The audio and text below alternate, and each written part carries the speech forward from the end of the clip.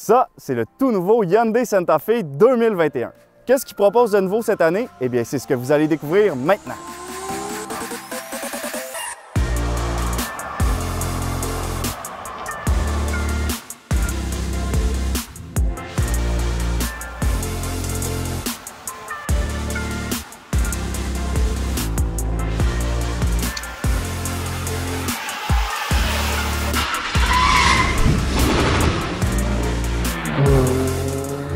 La première génération du Santa Fe a fait ses débuts en 2000 et est rapidement devenue un succès ici au Canada.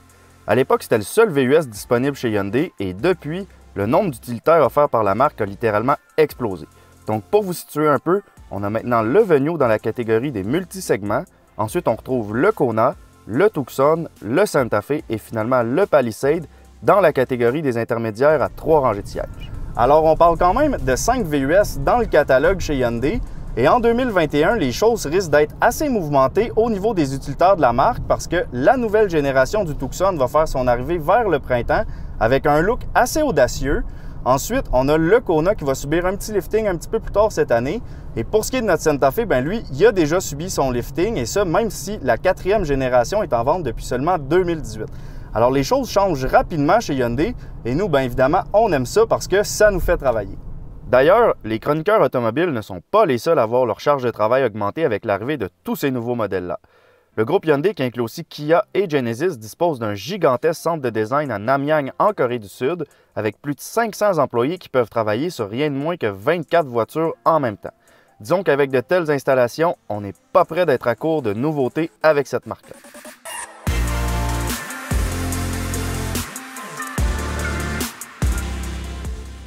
Donc justement, parlons-en des nouveautés et on débute avec le look extérieur qui a été rafraîchi. Alors à l'avant, la grille de calandre est maintenant plus large pour venir intégrer la 2e rangée de phares qui est située ici et qui propose une nouvelle signature en forme de T qui est très intéressante. Ça part d'en bas et ça monte pour venir rejoindre la section de phare à DEL qui est vraiment plus mince.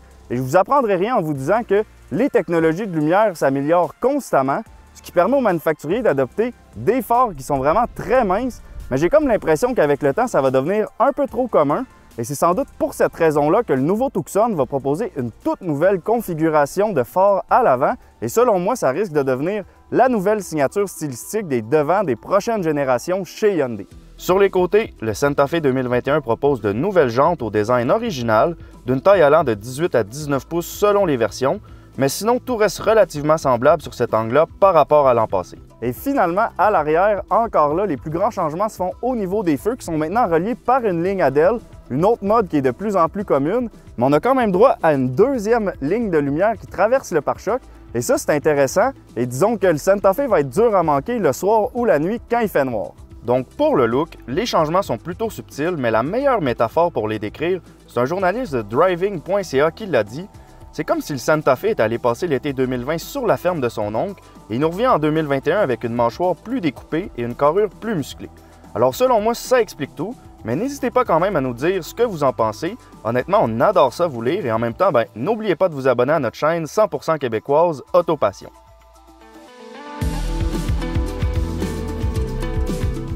À l'intérieur, maintenant, première chose que je remarque, c'est que contrairement au Kia Sorento qui partage la même plateforme que notre Santa Fe, on n'a pas de 3e rangée de sièges à l'arrière et on ne prévoit pas en avoir non plus puisqu'il n'y aura pas de version XL du Santa Fe cette année. Alors est-ce que Hyundai voulait éviter de cannibaliser les ventes avec le Palisade?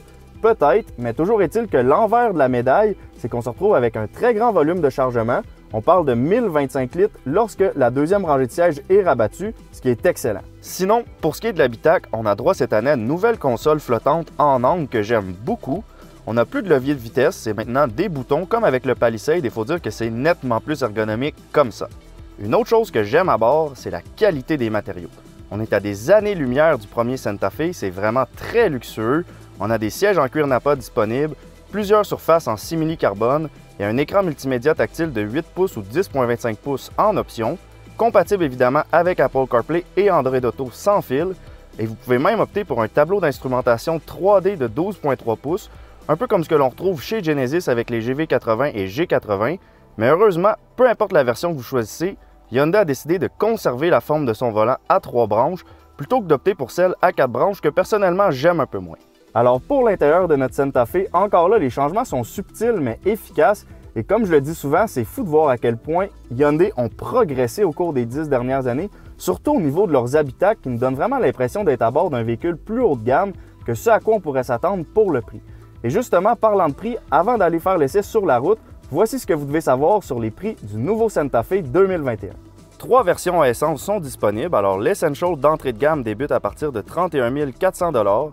La version Preferred à l'essai aujourd'hui se détaille à un peu plus de 36 000 $. Et la version Ultimate Calligraphy, une nouveauté cette année, vous coûtera 47 500 $. Notez aussi que toutes les versions sont offertes de série avec la traction intégrale ici au Canada, à l'exception de la version Essential qui peut aussi être livrée en format 2 roues motrices.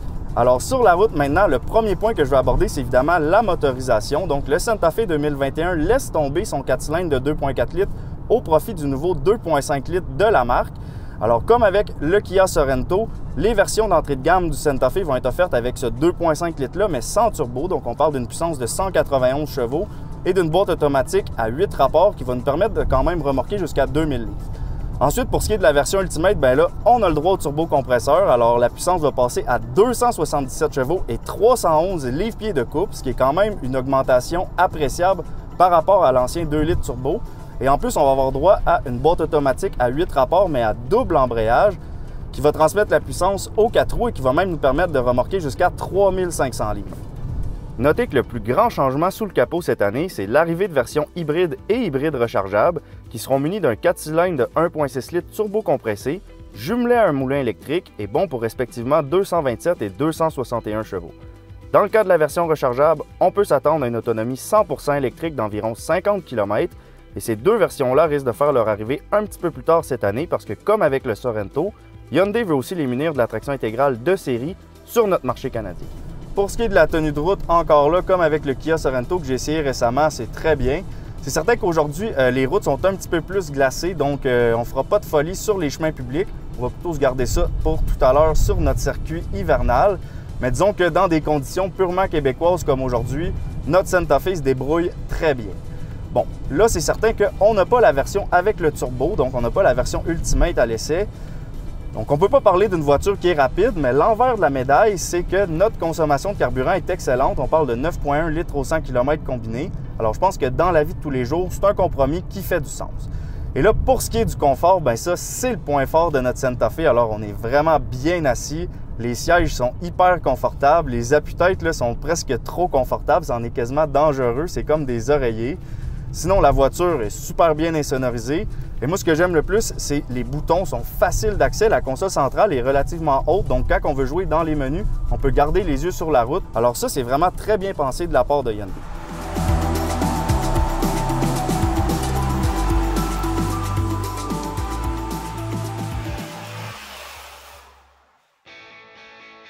Mais là, je pense qu'on a passé assez de temps sur les routes publiques.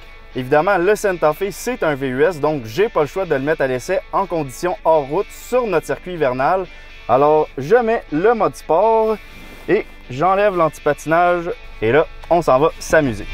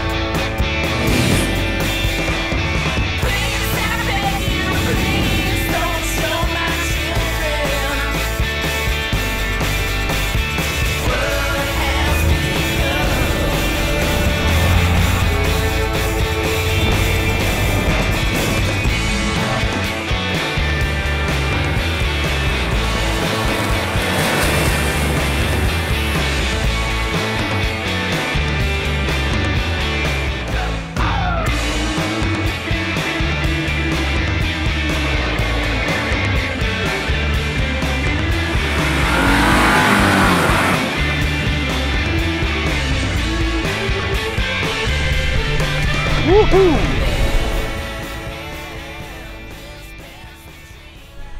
Wouh! Donc, première réaction à chaud. C'est certain que le Santa Fe, c'est pas un VUS qui est axé sur la route comme la version X-Line du Sorento, par exemple. Mais c'est quand même très bien débrouillé. Je pense honnêtement que si on est capable de s'en sortir ici, dans une tempête de neige, dans la vie de tous les jours, vous n'allez jamais avoir de problème. Pour ce qui est de la puissance, bon, c'est certain que j'en aurais pris plus, mais ça, c'est quelque chose que je dis pas mal à toutes les autos que j'essaie, à part peut-être la AMG GT-R. Alors, 191 chevaux, c'est quand même adéquat, mais c'est sûr qu'avec la version turbo, j'aurais pu faire des plus beaux dérapages. Maintenant, il ne faut pas oublier, par exemple, que Hyundai, c'est une marque qui est vraiment plus axée sur le luxe ou, disons, le caractère premium de leur voiture par rapport à Kia, qui, eux, se concentrent plus sur le caractère aventurier de leurs autos. Alors, en conditions en route, comme on vient de faire en ce moment, eh bien, c'est certain que le Sorento X-Line, il est une coche en haut, mais notre Santa Fe, c'est quand même très bien débrouillé. Il a passé le test haut la main.